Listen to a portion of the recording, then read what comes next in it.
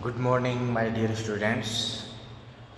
Today we are starting a new chapter, which is Gauss's law and its applications.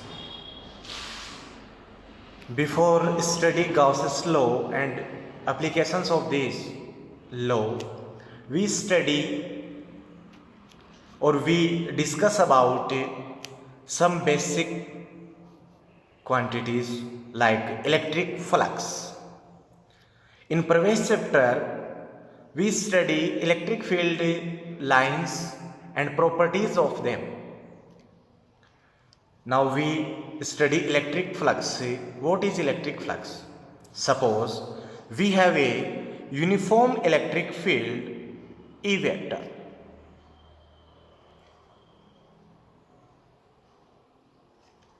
Uniform electric field E vector, and a surface area is placed in this electric field perpendicularly like this.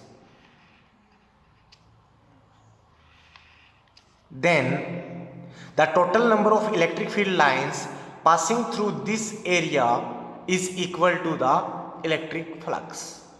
Okay. According to definition of electric flux, total number of electric field lines passing through the surface area placed in the perpendicularly of a electric field is called electric flux. Electric flux is represented by phi E. Here phi flux and E for electric. Suppose we have a uniform electric field E vector like, and we have a surface area S placed in this electric field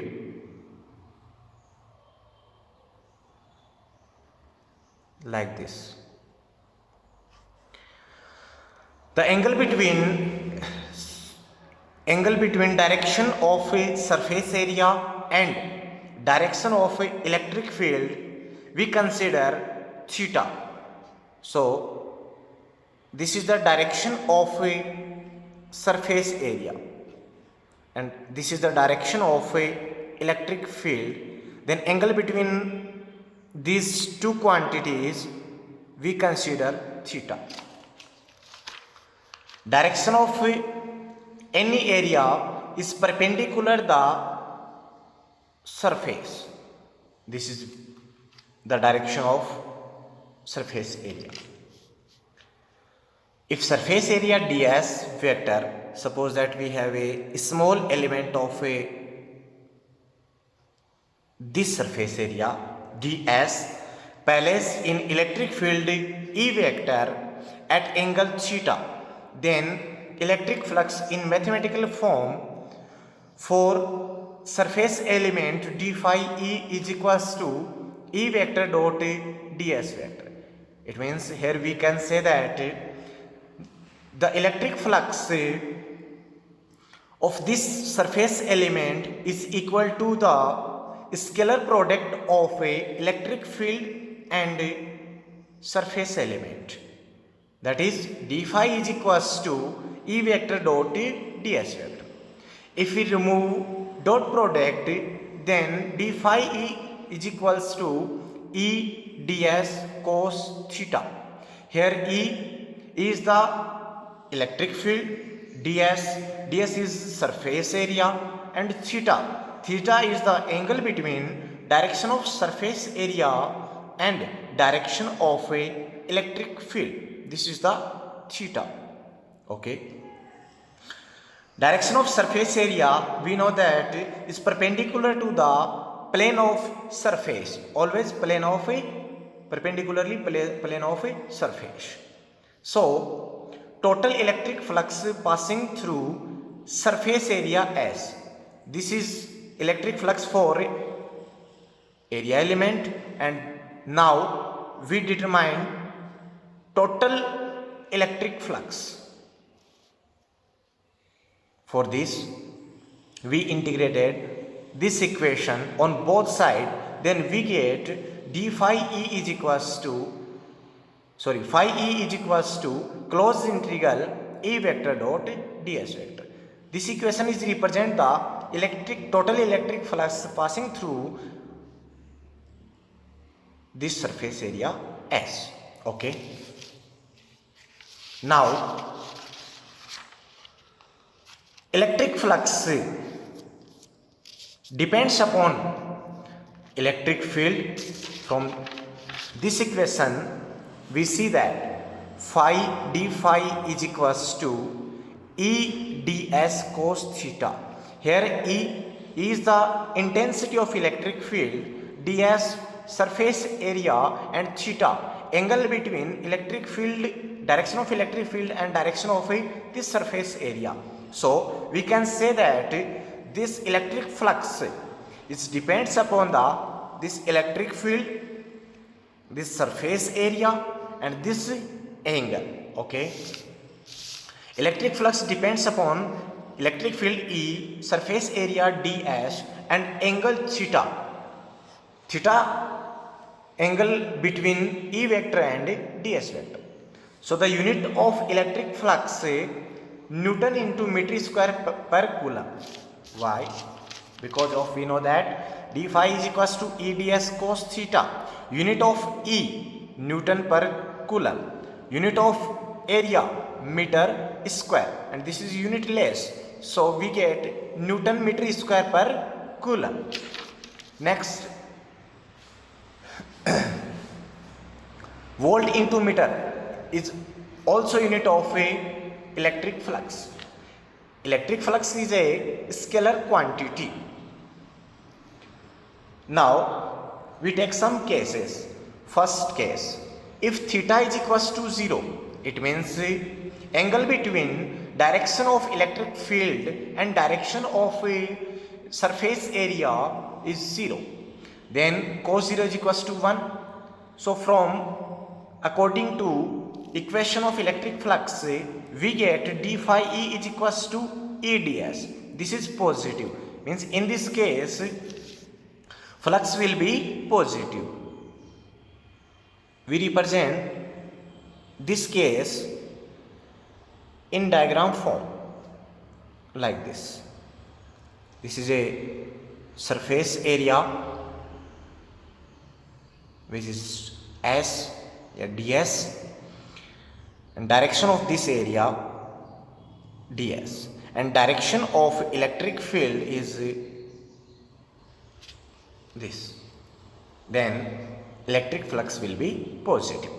Case second, if theta is equals to 180 degree, it means the angle between direction of surface area and direction of electric field is 180 degree. Means direction of surface area is opposite to the direction of electric field. Then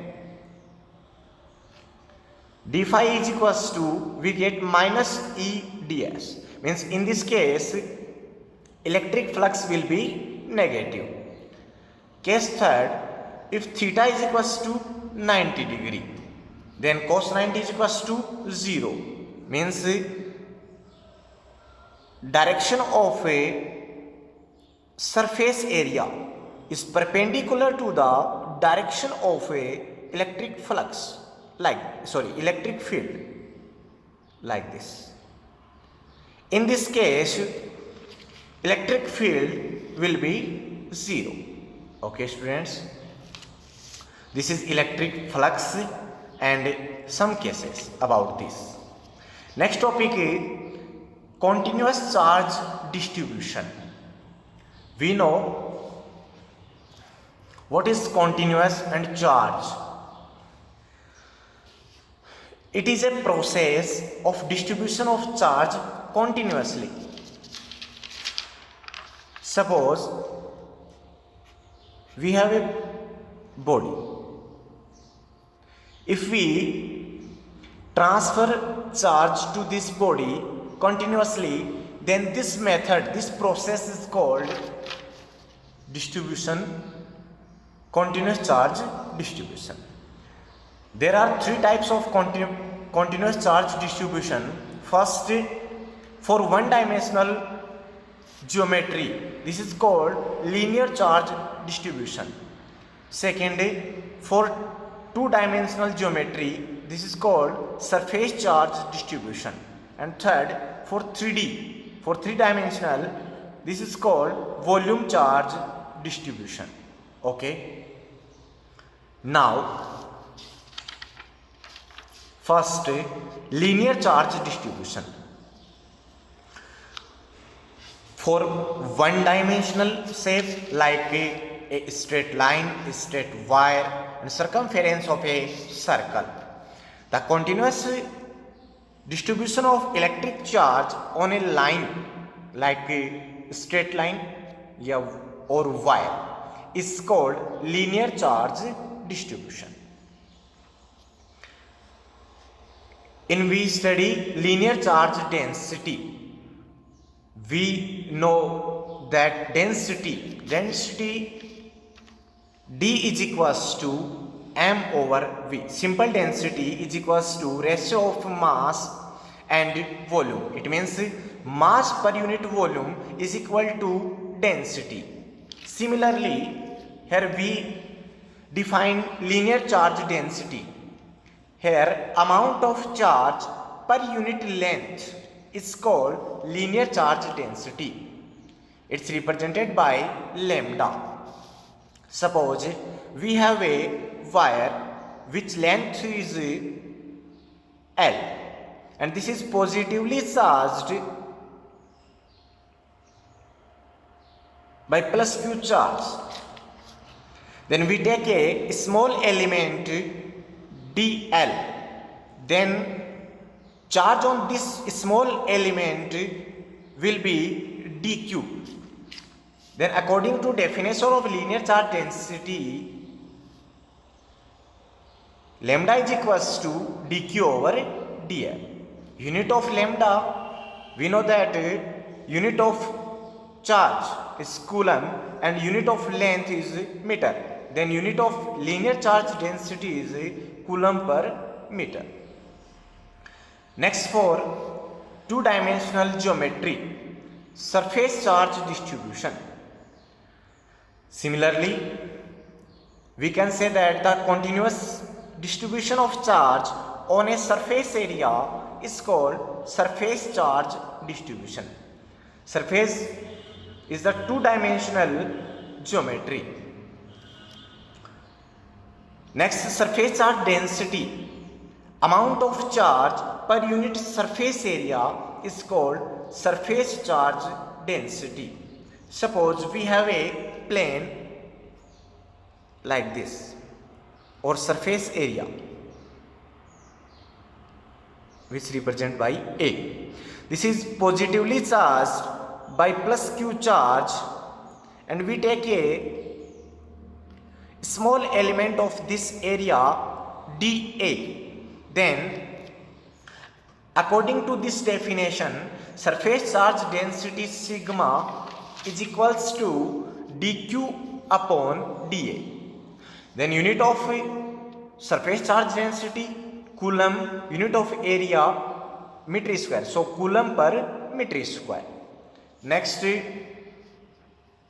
for 3D dimensional volume charge distribution, the process in which electric charges are distributed overall, or it means in the volume, in the whole volume, is known as volume charge distribution.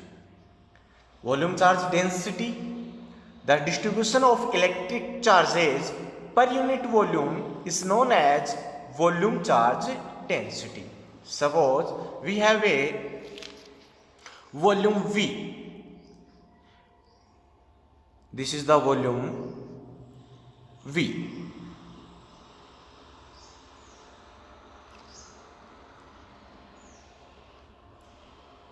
Which is charged by plus Q hours charge.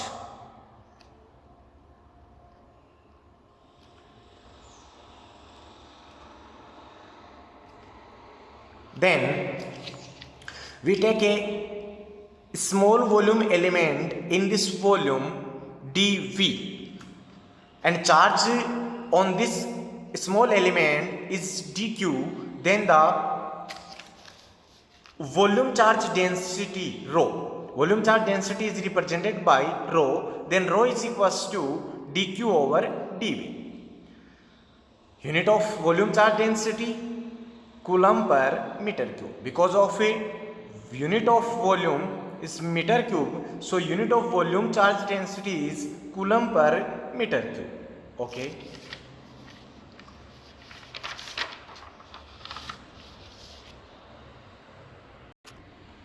Now next topic, electric field due to continuous charge distribution.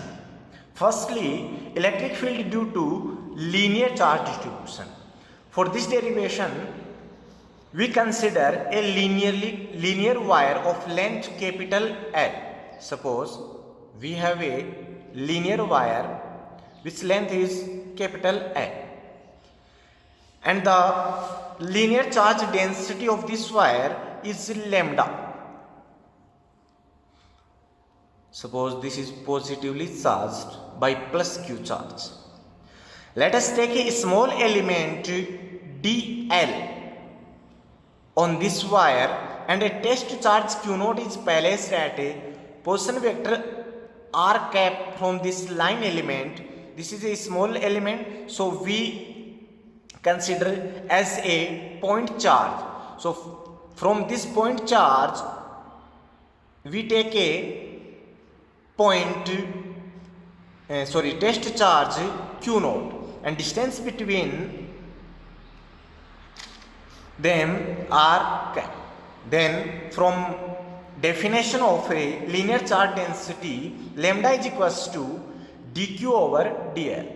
Here dq is the charge on this element. So charge on small element, dq is equals to, from this equation, lambda into dl. We know that by Coulomb's law, a force acting on both charges, between both charges, and this therefore the force acting on test charge by this small element, because of on this element charge dq, so dF factor is equals to k.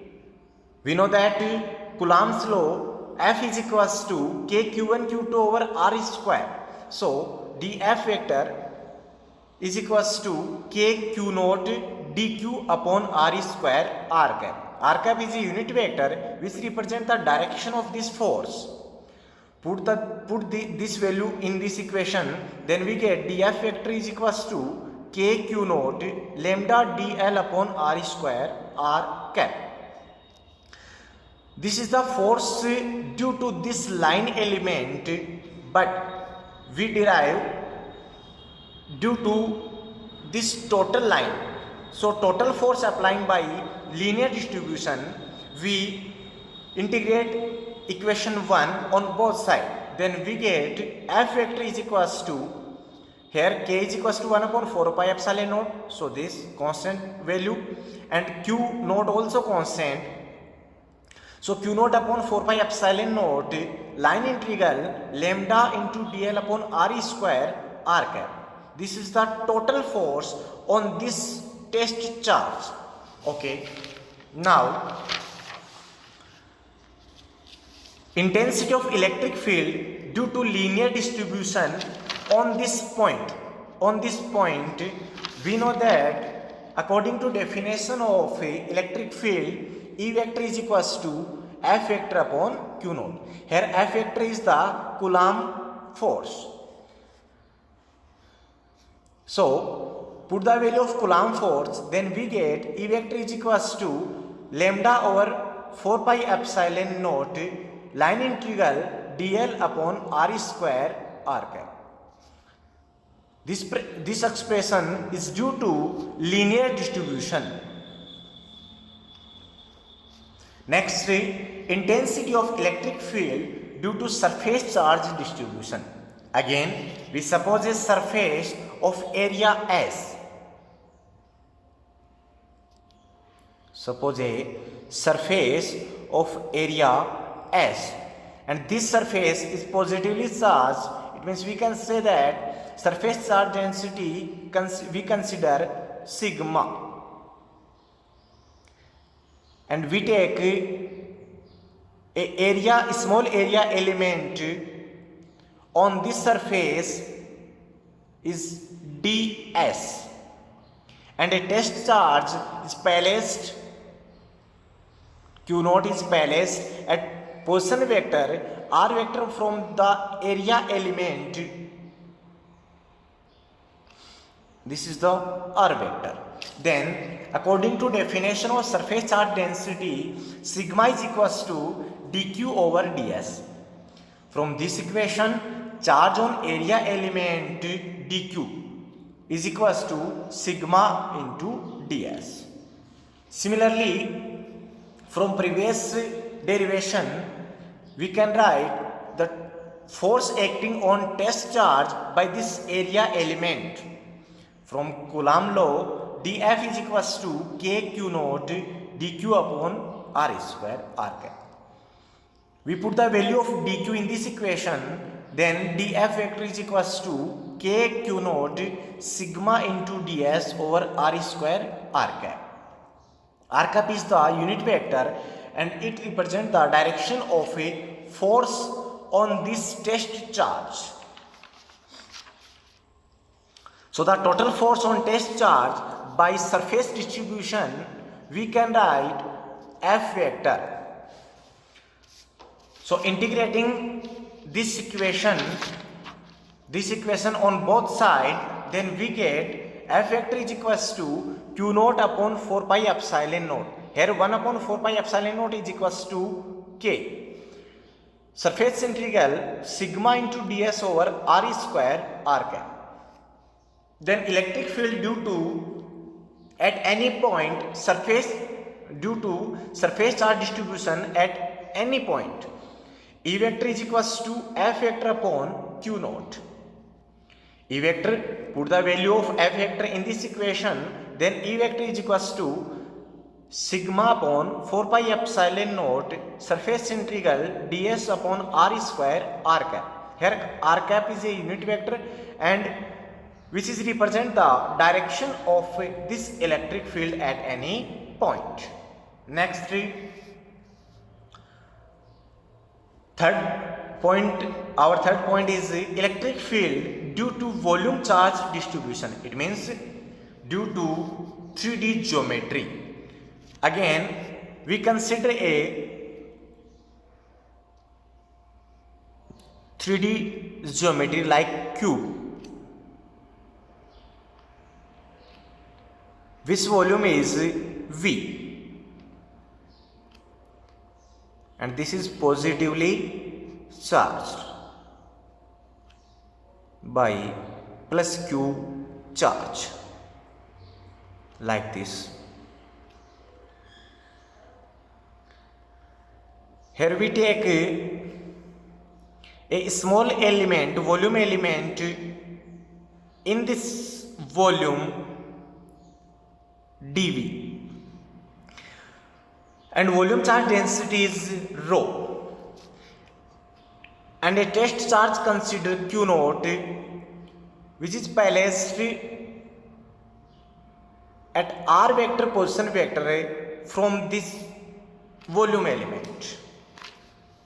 Then volume charge density, we know that rho is equals to dq over dV. From this equation, charge on the volume element dV is dq is equals to rho into dV.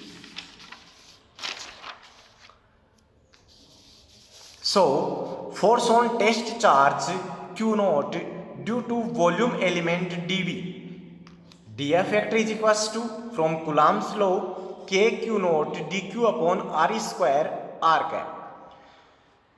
We put the value of dq, dF vector is equals to 1 upon 4 pi epsilon naught q naught rho into dV upon r square r cap. This is the force due to volume element So total force on test charge due to total volume charge distribution is F vector is equals to Q naught upon 4 pi epsilon naught volume integral. We take integration of this equation on both sides, then F vector is equals to Q naught upon 4 pi epsilon naught volume integral rho into dV upon R square r cap. Therefore, electric field intensity at any point due to volume charge distribution, E vector is equals to F vector upon Q naught. Put the value of F vector in this equation, then we get E vector is equals to rho upon 4 pi epsilon naught volume integral dV over R square r cap. Here rho is the volume charge density and dV line element, and this expression is known as electric field intensity at any point due to volume charge distribution. This is our basic topics. Our next topic is very important, Gauss's law.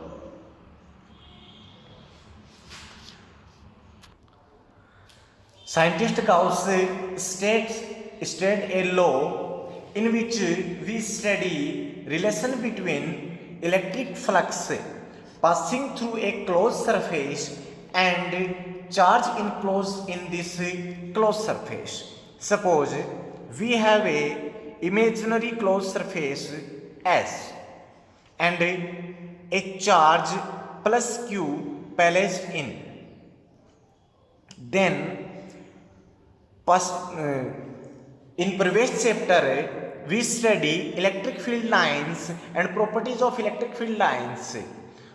From there we discuss electric flux.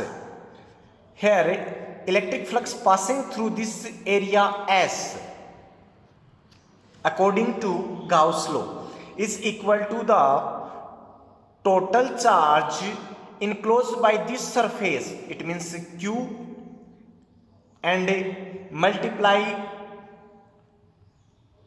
of 1 upon epsilon naught, means electric flux is equal to the ratio of a total charge enclosed by this surface, and this is the permittivity of a vacuum. Okay, according to Gauss's law, total electric flux passing through a closed surface is equal to the ratio of a total charge enclosed by that closed surface and permittivity of a vacuum. Suppose we have a closed surface S and some charges placed in it, like plus Q1 plus Q2 minus Q3 and minus Q4 plus Q5, that is phi E is equals to closed integral E vector dot ds vector. This is the electric flux from this definition of electric flux, and this is Gauss law. Here summation Q is the algebraic sum of these charges which is enclosed by this closed surface.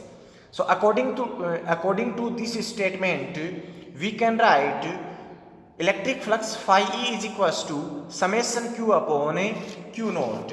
Okay. We again repeat, according to Gauss law, total flux passing through a closed surface is equal to the 1 upon epsilon naught times of a total charge enclosed by the closed surface. Here epsilon naught is permittivity of a vacuum. If we take a medium, then electric flux phi is equals to summation q upon epsilon. Here epsilon is the permittivity of a medium. Here epsilon is the permittivity of a medium. We know that for vacuum k is equals to 1 upon 4 pi epsilon naught. So 1 upon epsilon naught is equals to 4 pi k. So we replace 1 upon 4 pi epsilon 1 upon epsilon naught is equals to 4 pi k. Then we get another form of Gauss's law. Electric flux phi E is equals to 4 pi k summation q, and this is the another form of a Gauss's law. This is very important law. We again repeat, according to Gauss's law, total electric flux passing through a closed surface is equal 1 upon epsilon naught times of a total charge enclosed by that closed surface. Okay, in mathematical form we say that phi E is equals to summation q upon q naught. Here summation q is the algebraic sum of a total charges which are enclosed by this closed surface. Now some important points related to Gauss's law. First point is the surface selected to apply Gauss's law is called Gaussian surface. It means, suppose we consider this type of surface for study Gauss's law, then this surface is called Gaussian surface. It is an imaginary surface and it can have any shape. It means like triangle, like sphere, like this. Okay, now next topic, next point, the value of electric flux passing through closed surface does not depend upon shape, area of Gaussian surface. Suppose we have some shape and areas like this.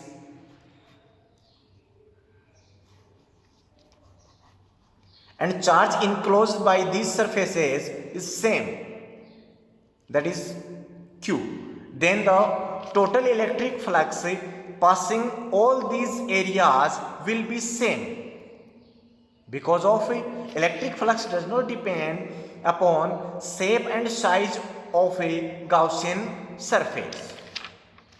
Next, electric flux does not depend on charge distribution inside the surface, while it is depends on value and nature of charge and medium.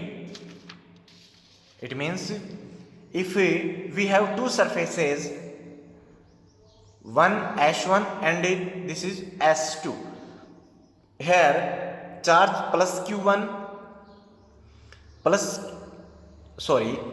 plus 5 coulomb minus 2 coulomb and plus 6 coulomb, and in this surface minus 6 coulomb minus plus 5 coulomb and minus 2 coulomb plus 6 coulomb.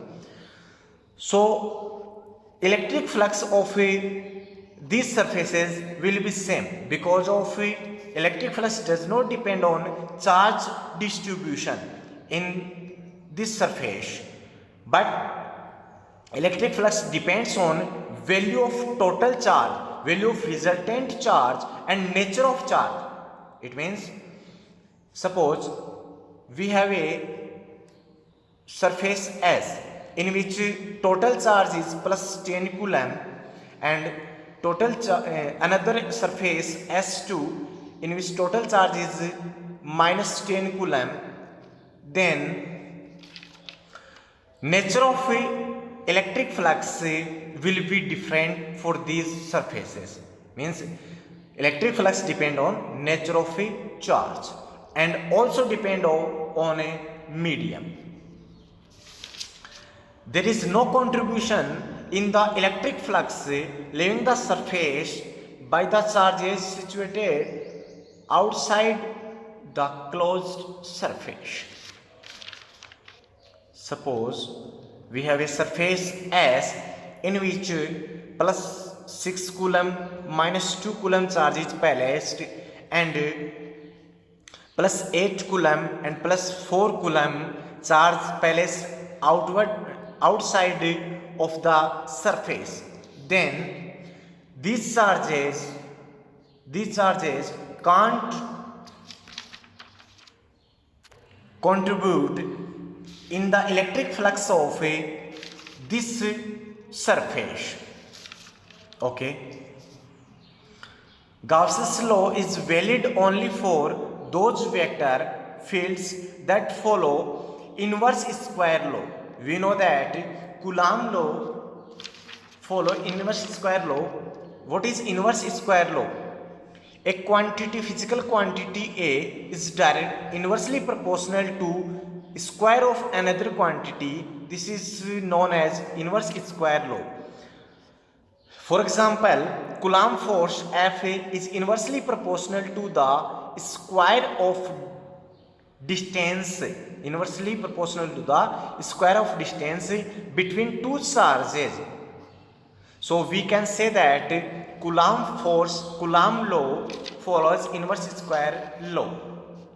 Similarly, Gauss's law is valid only for those vector fields that follow inverse square law.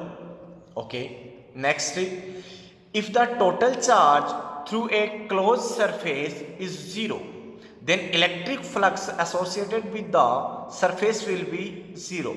Like a electric dipole placed in closed surface, then total electric flux of that surface will be 0 because of suppose we have a closed surface area and in this a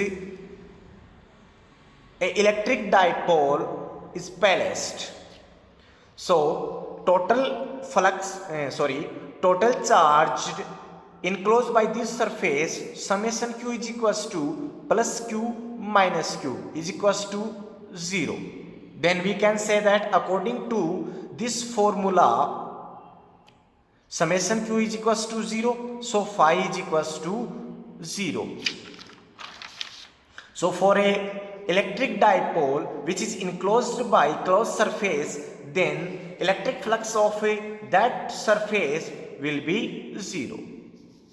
Next, if the total charge enclosed by closed surface is positive, then the electric flux will be positive, and if total charge enclosed by this closed surface is negative, then electric flux will be negative. These are the some important points about Gauss's law. Okay. Next part of this chapter we will discuss in next video. Thanks.